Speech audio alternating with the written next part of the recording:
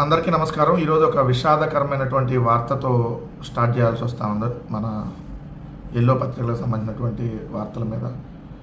సింహాచలం తెలుసు కదా మీకు, విశాఖపట్నంలో ఉన్నటువంటి సింహాచలం సింహాద్రి అప్పన్న దేవాలయంలో ఘోరమైనటువంటి విషాదం నెలకొంది.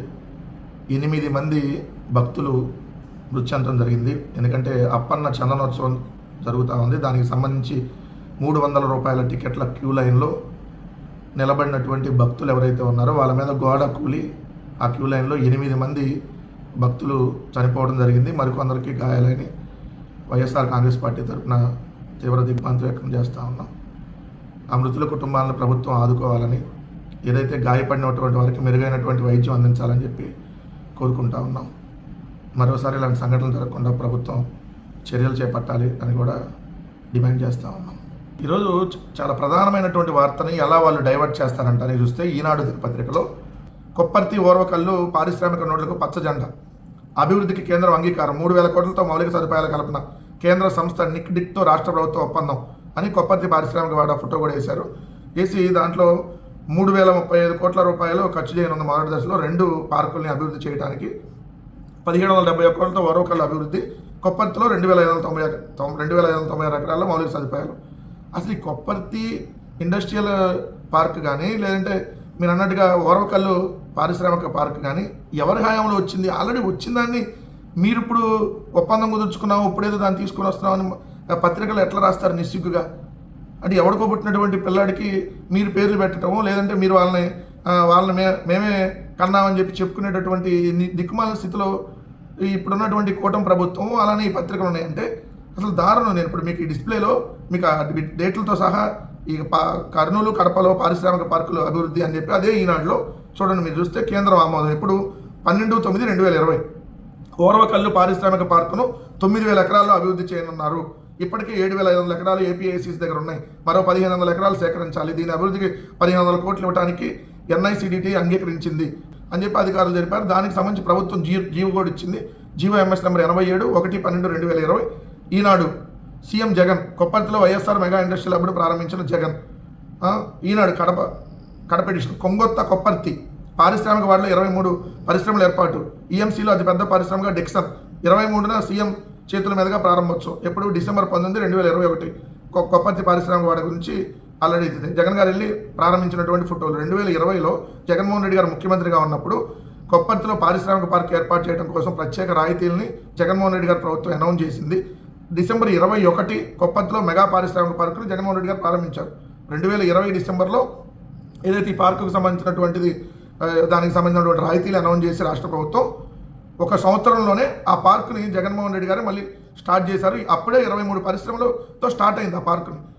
సో ఇప్పుడు కొత్తగా ఏదో వీళ్ళు ఓర్వకల్లను ఈ కొప్పర్తిని వీళ్ళే తీసుకొని వచ్చినట్టు సిగ్గన్నా లేదా? మీరు పత్రికలు నడుపుతున్నారు. ఇంకా అసలు కేంద్ర ప్రభుత్వంతో ఇప్పుడు అగ్రిమెంట్ చేసుకున్నారండి కేంద్ర ప్రభుత్వ రంగ సంస్థతో రాష్ట్ర ప్రభుత్వం. ఆల్రెడీ వచ్చింది శ్రీ సిటీ, ఆ రోజు రాజశేఖర రెడ్డి గారి హయాంలో వచ్చింది. జగన్మోహన్ రెడ్డి గారి హయాంలో ఓర్వకల్లు పారిశ్రామిక పార్క్ కానీ, లేదా కొప్పర్తి ఇండస్ట్రియల్ పార్క్ కానీ ఇవన్నీ జగన్మోహన్ రెడ్డి గారు తీసుకొని వచ్చారు. అక్కడ ఆల్రెడీ పరిశ్రమలు కూడా స్టార్ట్ అయినాయి. ఒక ఎలక్ట్రానిక్ హబ్గా ఉంది ఈరోజు అక్కడ చూస్తే కొప్పర్తి. కడప జిల్లాకి కాదు రాష్ట్రానికి ఒక తలమానికంగా ఉంది. అలాంటి జగన్మోహన్ రెడ్డి గారు తీసుకొని వస్తే క్రెడిట్ అంతా మీరు కొట్టేయాలి. క్రెడిట్ అంతా మీరు కొట్టేయడం కోసం ఇప్పుడు ఏదో జనాలను మళ్ళీ నమ్మించేటటువంటి ప్రక్రియ. ఇందుకనే కదా మీరు ఎల్లో టెర్రరిజం, రాష్ట్ర ప్రజల్ని పట్టి పీడిస్తున్నటువంటి టెర్రరిస్టులు మీ పత్రికలు నడిపేవాళ్ళు, ఉగ్రవాదుల కంటే దారుణమైనటువంటి మనస్తత్వం కలిగినటువంటి వాళ్ళు ఈరోజు ఈ పత్రికలు నడుపుతూ ఉన్నారు. సో దయచేసి రాష్ట్ర ప్రజానికాన్ని కూడా గమనించమని చెప్తా ఉన్నాం. కొప్పర్తి ఇండస్ట్రియల్ పార్క్ కానీ, ఓర్వకల్లు కానీ, అలానే రాష్ట్రంలో 3 పారిశ్రామిక కారిడార్లు కానీ, 17 మెడికల్ కాలేజీలు కానీ, ఏదైతే 4 పోర్టులు, 10 ఫిషింగ్ హార్బర్లు, 6 ఫిష్ ల్యాండ్ సెంటర్లు, గ్రామాన సచివాలయం, రైతు భరోసా కేంద్రం, హెల్త్ క్లినిక్, డిజిటల్ లైబ్రరీ, నాడు నేడులో భాగంగా స్కూళ్ళు, ఇవన్నీ జగన్మోహన్ రెడ్డి గారి హయాంలో వచ్చినవే. కానీ వీళ్ళు వాళ్ళ క్రెడిట్ కొట్టేయడానికి, లేదంటే ఉన్నాయి తీసుకెళ్ళి ప్రైవేట్ వ్యక్తులకు అప్పచెప్పేటటువంటి కార్యక్రమాలకు మాత్రం వీళ్ళు శ్రీకారం చుడుతున్నారు. వాళ్ళ క్రెడిట్లో వేసుకోవాలి. లేదంటే ఇది ఆ పత్రికలు, ఆ కూటమి పార్టీలు చేస్తున్నటువంటి ఏదైతే పచ్చి అబద్ధాలతో వాళ్ళు చేస్తున్నటువంటిది దయచేసి గమనించమని చెప్పి. ఇంకో వార్త మీరు చూస్తే, బూత్ జ్యోతిలో ఆర్థిక ప్రగతికి మద్దతు ఇవ్వండి, బ్యాంకర్లకు సీఎం పిలుపు, రాష్ట్రానికి భారీగా ప్రాజెక్టులు వస్తున్నాయి, వచ్చే 4 ఏళ్లలో చాలా ఇంట్రెస్ట్గా సంపద సృష్టి 1, ఇంటికి ఒక పారిశ్రామికవేత్త 2, పేదరిక నిర్మూలన 3. ఈ మూడింటి మీద చంద్రబాబు నాయుడు గారు దృష్టి సారిస్తున్నారు. ఆయన ఎప్పుడు ముఖ్యమంత్రిగా ఉన్నా చెప్పేటటువంటి మాటలు నేను సంపద సృష్టిస్తా. ఆయన ఏదైతే 30 సంవత్సరాలు లాస్ట్ 30 ఇయర్స్లో ఆయనే 15 సంవత్సరాలు ముఖ్యమంత్రిగా ఉన్నాడు. లాస్ట్ 30 ఇయర్స్ చూసుకుంటే 1995 నుంచి 2025 వరకు 30 సంవత్సరాల టర్మ్లో ఆయనే 15 సంవత్సరాలు సీఎంగా ఉన్నాడు. 15 సంవత్సరాలు సీఎంగా ఉన్నప్పుడు ప్రతి సంవత్సరం రెవెన్యూ లోటు, ఏ రోజు కూడా రెవెన్యూ లోటు లేకుండా లేదు. ప్రతి సంవత్సరం రెవెన్యూ లోటుతోనే ఉంది రాష్ట్రం. మరి నేను ఎప్పుడు సంపద సృష్టిస్తాడు? ఈ 10 నెలల కాలంలో 1,55,000 కోట్ల రూపాయలు అప్పులు చేశాడు. అదే నా సంపద సృష్టి. అంతకుముందు ఇంటికి ఒక ఉద్యోగం అన్నాడు, ఇప్పుడు ఇంటికి ఒక పారిశ్రామికవేత్తనే తీసుకురావాలంటున్నాడు. అది జరిగేటటువంటి పనులు చెప్పి ఇంకా జనాలను ఎందుకు మభ్యపెడతావు చంద్రబాబు నాయుడు గారు? ప్రజలను ఇంకా ఎందుకు మోసం చేస్తావు? అంతకుముందు 2014లో అధికారంలోకి వచ్చే ముందు నువ్వు చెప్పినటువంటి మాటలేంటి? ఇంటికి ఒక ఉద్యోగం ఇస్తాం, ప్రతి జిల్లాని సింగపూర్ మలేషియా చేస్తాం. అయ్యిందా? ఇంటికి ఒక ఉద్యోగం ఇవ్వకపోగా ఉద్యోగం ఉన్న ఉద్యోగాలను పీకావు. ఇప్పుడు కూడా ఉన్న ఉద్యోగస్తుల్ని తీసేస్తున్నటువంటి పరిస్థితి. దాదాపుగా వచ్చినాక 2 లక్షల ఉద్యోగాలు పోయినాయి. సంపద సృష్టి దేవుడు ఎరుగు, ఉద్యోగాలు పారిశ్రామికవేత్తల సంగతి దేవుడు ఎరుగు గారు ఉన్నటువంటి ఉద్యోగాలు పోయినాయి. ఉన్న పారిశ్రామికవేత్తలను తరివేయకుండా ఉండండి. మీ ఆదినారాయణ రెడ్డి కానీ, లేదంటే మీ గురజాల ఎమ్మెల్యే ఎరపతినేని కానీ, లేదంటే మీకు బీసీ జనార్దన్ రెడ్డి మంత్రి కానీ, లేదంటే మీకు సంబంధించినటువంటి ఎక్కడికక్కడ ఎమ్మెల్యేలు, లోకల్ నాయకులు సోమిరెడ్డి చంద్రమోహన్ రెడ్డి కానీ, వీళ్ళందరూ ఉన్నటువంటి పారిశ్రామికవేత్తల్ని వాళ్ళకి నెల కమిషన్లు పంపించాలని చెప్పి వాళ్ళ మీద ఒత్తిడి తెచ్చి ఫ్యాక్టరీని మూయిస్తున్నటువంటి పరిస్థితి ఈరోజు రాష్ట్రంలో నెలకొంటే ఇంక ఇంటికో పారిశ్రామికవేత్తను తయారు చేస్తా. ఈ పిట్టల ద్వారా మాటలు ఆపి ముందు ఇస్తానన్నటువంటి సూపర్ 6తో పాటు 143 హామీలు ఇచ్చావు కదా, ముందు ఆ హామీలను అమలుపరిస్తే ఆ ప్రజలు ప్రశాంతంగా ఉంటారు. ప్రజలకు సంబంధించినటువంటిది వాళ్ళు కడుపు నిండా ముందు తినడానికి వీటంటికి ఉంటుంది.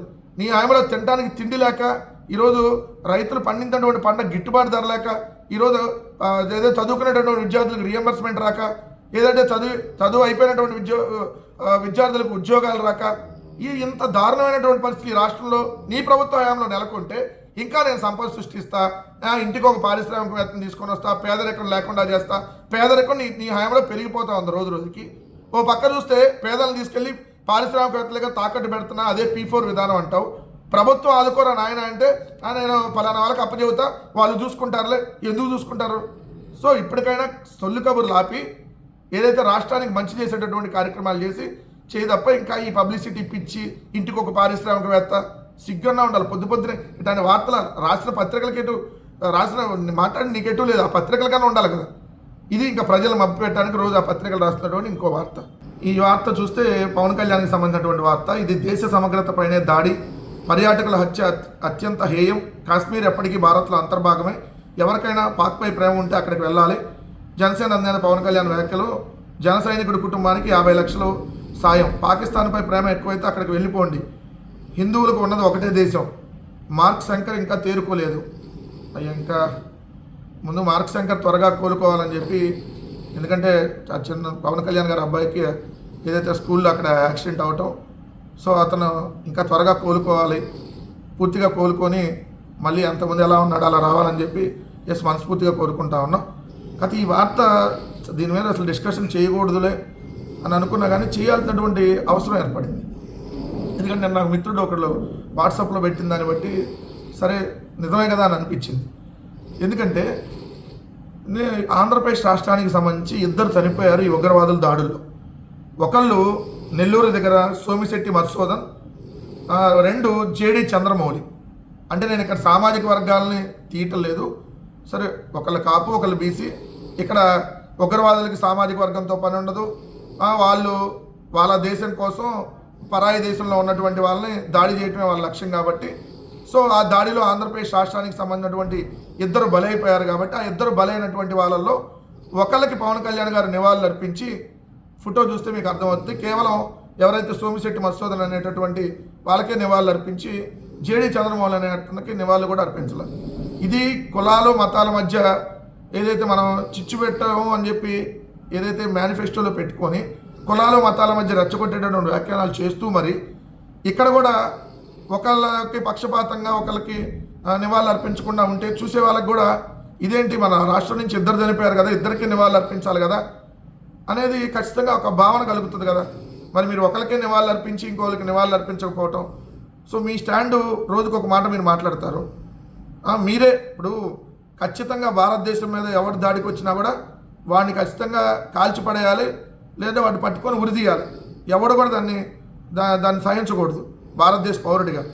కానీ మన దేశంలోనే కులాలను కలుపుతాం, మతాలను కలుపుతాం అని చెప్పి రాజకీయ పార్టీలు పెట్టేసి మతాల మధ్య చిచ్చు పెట్టే వాళ్ళని కూడా ఏం చేయాలి పవన్ కళ్యాణ్ గారు? అది కూడా ఒకసారి ఆలోచించాలి కదా. దాని మీద కూడా చెప్పాల్సింది మీరు. ఇది మతాల మధ్య చిచ్చు పెట్టడం కరెక్ట్ కాదు, అన్ని మతాలు సమానంగా చూడాలని. సో మీరు సనాతన డ్రామా పరిశుద్ధ రక్షకుడిగా మారిపోయారు కదా. మారిపోయిన తర్వాత మీరు మాట్లాడుతున్నటువంటి స్టేట్మెంట్లు మతాల మధ్య చిచ్చు రేపే విధంగా ఉన్నాయనేది అనేక కంప్లైంట్లు కూడా తెలంగాణ కావచ్చు, తమిళనాడులో కావచ్చు అనేక కంప్లైంట్లు కూడా వెళ్ళినాయి కదా. ఇప్పటికైనా ఒక రాజకీయ ఎజెండాని పక్కన పెట్టి ప్రజలకు మంచి చేసే దాని మీద ఆలోచన చేయమని మాత్రం కోరుతాం. ఈనాడు దినపత్రికలో మద్యం సరఫరా స్థాయి నుంచే మాయ, ఆటోమేటెడ్ సప్లైకి స్వస్తి పలికి మాన్యువల్ విధానం తెచ్చారు, కనీసం 3,500 కోట్లు దండుకున్నారు, మిథున్ రెడ్డి కుంభకోణ ప్రధాన పాత్రధారి, సుప్రీంకోర్టులో రాష్ట్ర ప్రభుత్వం కౌంటర్. 2019-24 మధ్య కాలంలో భారీ స్థాయిలో మద్యం కుంభకోణం జరిగిందని రాష్ట్ర ప్రభుత్వం తెలిపేసిందంట. శక్తివంతమైనటువంటి నాయకులు ఉన్నారంట.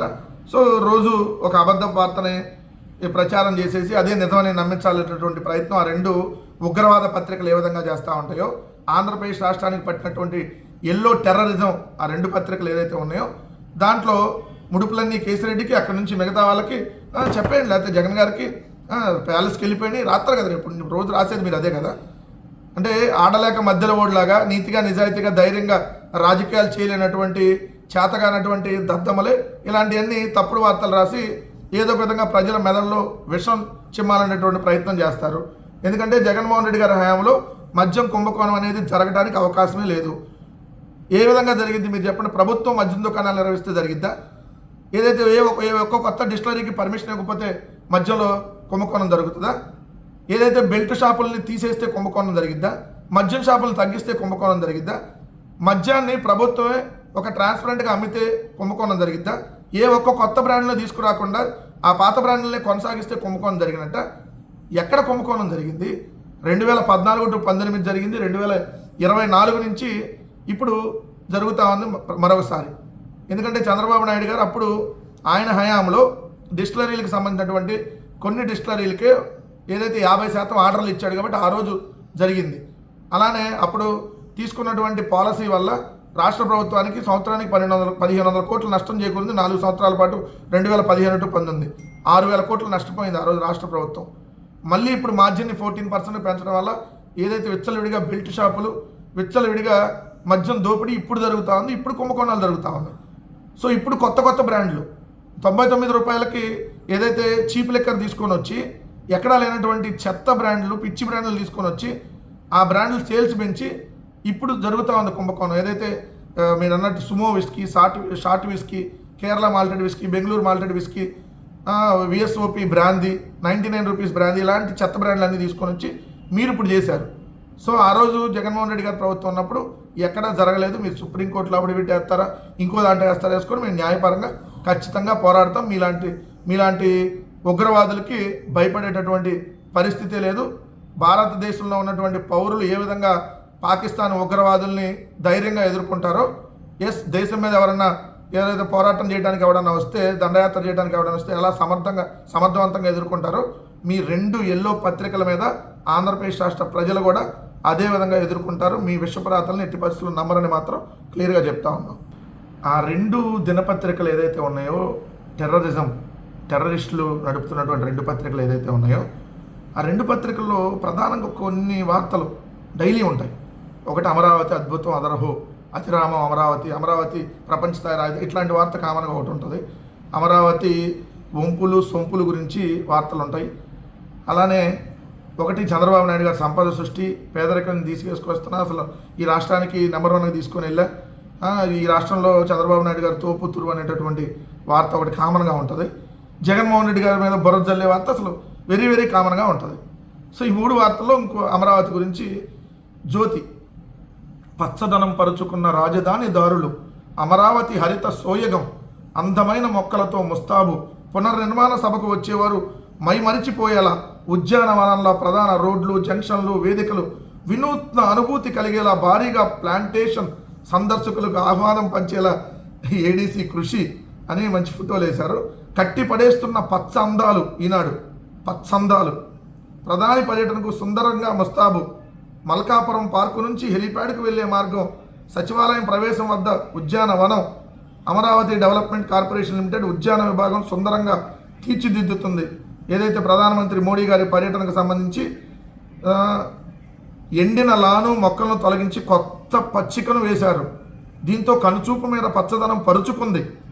ఫికస్ పోండా, మాల్పిజియా కోస్, డ్రెస్సీనియా ఖర్జూరపు చెట్లతో అందంగా ముస్తాబైంది. డివైడర్లపై గడిచౌడి పూలతో నిండిపోయాయి. N9 రహదారి మొత్తం పచ్చదనంతో నింపేశారు. ఇవి పసుపు రంగులో కనువిందు చేస్తున్నాయి. నోట్ దిస్ పాయింట్, పసుపు రంగులో. ఇదే రోడ్డు వేదిక సమీపంలో వేసిన బోగస్ విల్లా, ప్రుమేరియా పుష్పాలు ఆకర్షిస్తున్నాయి. సీడ్ యాక్సిస్ రోడ్డు డివైడర్లపై కూడా పచ్చిక వేశారు. ఎరుపు గులాబీ రంగుల్లో వచ్చిన లాగర్స్ట్రోమియా మొక్కలతో ఈ దారి ఆహ్లాదకరంగా కనిపిస్తుంది. మల్కాపురం పార్కులో హెలీప్యాడ్కి వెళ్ళే రోడ్డు రెండు వైపులా కొత్తగా పూల మొక్కలు లాన్ వేశారు. ఎన్ని కోట్లతో వేశారో రాయాలి కదా.